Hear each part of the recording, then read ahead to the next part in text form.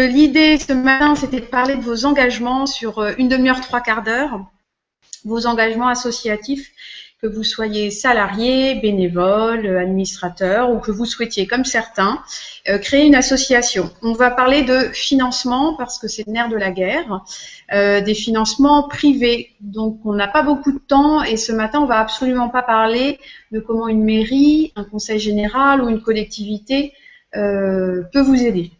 Voilà, on va parler que de financement privé des entreprises ou du grand public. Voilà. Donc moi d'abord de où je vous parle, je suis Charline Corbel, j'ai créé avec Amélie Ducornet une agence de communication spécialisée dans les associations il y a 5 ans et nous avons aussi développé l'expertise de recherche de fonds. Les associations, en effet, ce sont à peu près 1,6 million d'associations en France, c'est 1,8 million de salariés, c'est pas une économie à la marge, c'est vraiment énormément d'employés et énormément d'énergie qui sont en marche, en action en France tous les jours, et c'est à peu près 16 millions de bénévoles dont vous faites partie. Une association, c'est d'abord des personnes qui se rencontrent et qui mettent en commun une volonté, un constat, des expertises et qui ont envie de bouger la société. Mais souvent, on est confronté très vite avec le problème de l'argent. En effet, c'est le nerf de la guerre. Le financement, ça va vous permettre de continuer à pouvoir parler de vos missions, de pouvoir agir par rapport à vos bénéficiaires.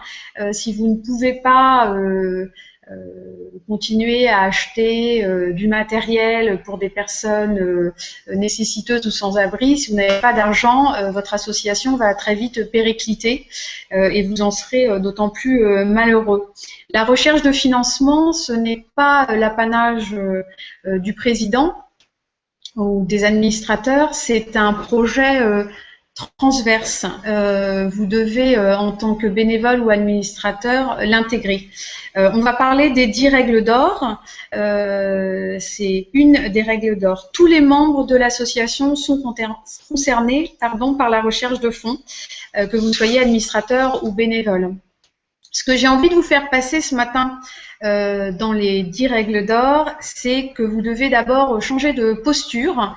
Quand vous êtes une association, c'est passer d'association à une vraie entreprise humaine associative. On peut faire énormément de projets avec une ambition énorme sous statut associatif. L'association, c'est pas réservé aux parents d'élèves, à des petites associations de quartier, etc. Il y a des énormes associations aussi, vous en connaissez, Action contre la faim, la Croix-Rouge, etc. Et puis, il y a de plus en plus d'entreprises sociales qui sont des associations. Voilà, c'est un statut très divers. Alors, pour ce qui s'agit de financement, comment vous allez aller chercher de l'argent? Voilà. Alors, j'espère que tout le monde m'entend bien. On va parler aujourd'hui de financement privé, c'est-à-dire le financement qui provient des usagers, c'est-à-dire des gens qui sont membres de l'association, et puis des entreprises qui peuvent vous aider sous diverses formes, on le verra. Vous l'avez sûrement ressenti depuis, pour ceux qui sont déjà engagés dans des associations depuis 3-4 ans, la fameuse crise de 2009 a aussi impacté les associations. Et puis il y a eu aussi une grande baisse de financement public pour certains d'entre vous qui sont dans des associations qui sont déjà aidées. Les collectivités territoriales donnent de moins en moins d'argent. Donc, il y a vraiment un enjeu aujourd'hui à se pencher sur les financements privés, comment les maintenir ou comment les augmenter, et tout ça pour continuer à exercer sa mission et à être indépendant.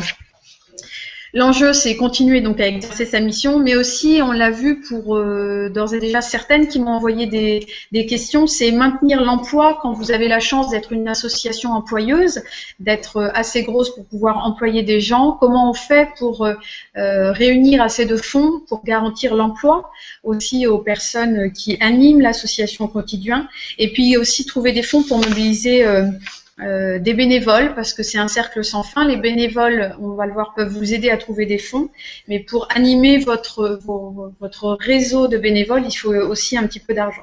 Voilà. Alors, avant de vous dicter les 10 règles, mais j'y reviendrai, et puis vous aurez le support de la conférence par mes bonnes copines qui vous sera envoyé par mail ensuite. D'abord, qui sont les gens qui peuvent vous aider?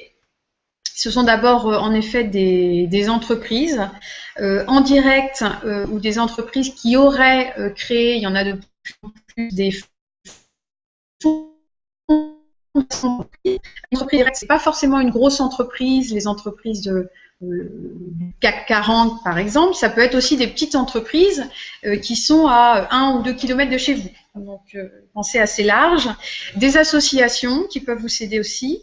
Des clubs, des réseaux. Je pense notamment à un club dont on entend souvent parler, mais on les sollicite pas assez. Je pense au Rotary. Et puis, qui peut vous financer aussi, c'est le grand public. C'est vous et moi, c'est tous les gens qui font partie de votre écosystème. Vous pouvez leur demander de vous donner